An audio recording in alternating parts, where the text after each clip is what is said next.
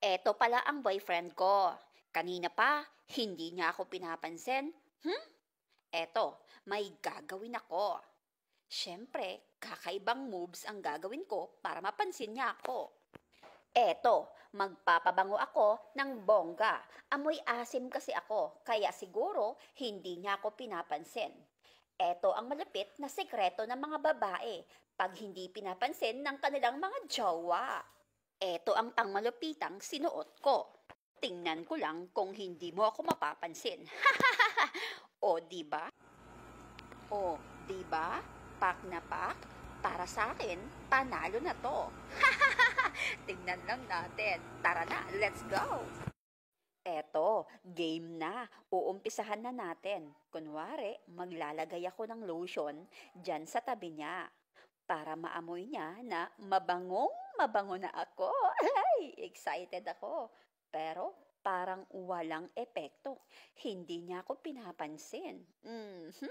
Tingnan natin, Dudong, kung hindi mo pa ako mapapansin mamaya. Eto ang mga pangmalupitang sekreto ng mga babae, mga kulang sa pansin. O di ba? Maglalagay pa tayo ng bonggang-bongga para naman, nako, ayan na, ayan na. Kailangan mabangong mabango talaga si Inday. Para naman tuluyan ko nang makuha ang atensyon niya. Humanda ka sa akin ngayon. Hay nako, eto na. Kunwari, yan.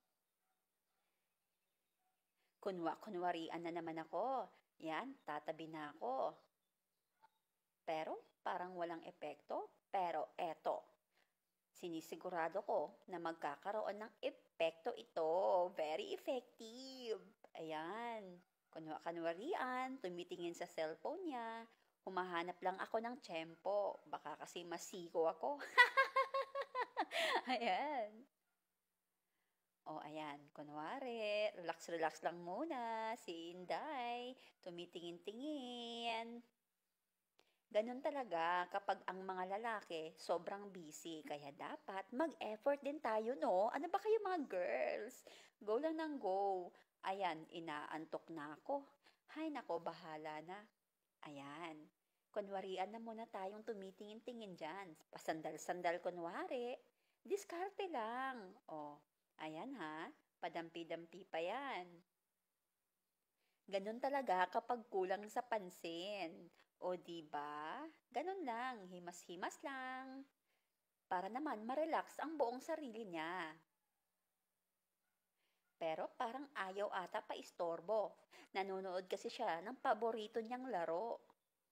Hay nako, ang hirap talagang nakawin ang atensyon nila kapag meron silang kinabibisihan, lalo na kapag gustong gusto nila yung pinapanood nila.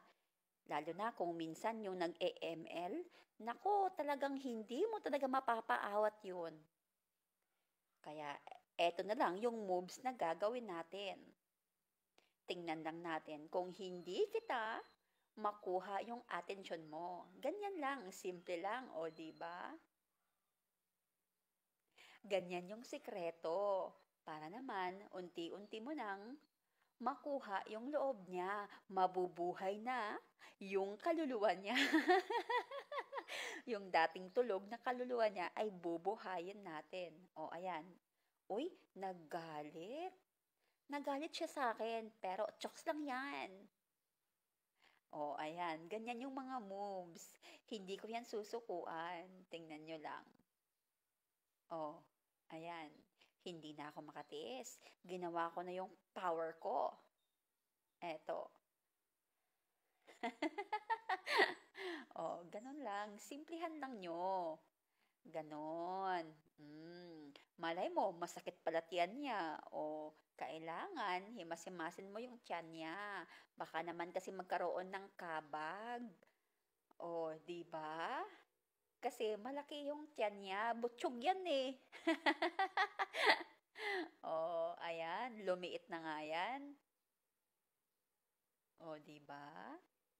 Oh, ayan.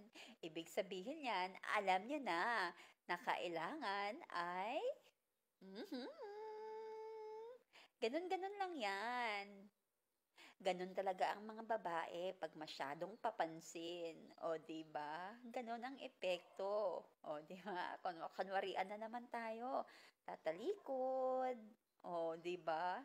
Kasi naiinis na ako sa kanya, sinabi ko sa kanya na matutulog na nga lang, pero tingnan mo, o ayan, umepekto na, muli nang nabuhay yung kaninang tulog na tulog. Oh, 'di ba? Gano'n talaga ang sekreto kapag nagmamahalan ang bawat isa. Kailangan bawi-bawi din 'pag may time. Oh, gano'n, gano'n. Pero hindi niya alam, it's a prank. Prank lang pala. Oh, alam niyo na ha kung ano ang gagawin niyo sa mga taong bisibisihan na hindi makuha ang atensyon.